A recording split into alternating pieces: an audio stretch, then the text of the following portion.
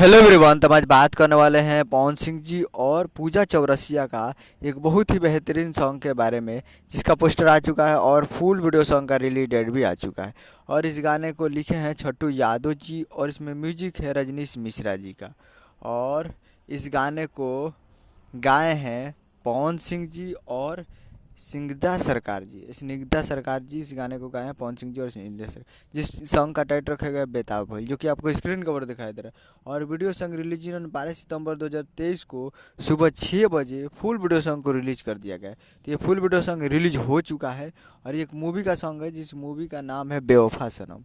और काफ़ी बेहतरीन सॉन्ग है और फुल वीडियो सॉन्ग में रिलीज हो चुका है और काफ़ी ज़बरदस्त है।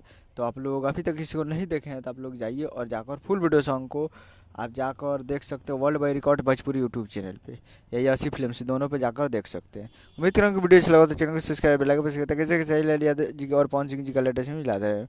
मिलता है अगले वीडियो में, तब तक के लिए जय हिंद जय भोजपुरी।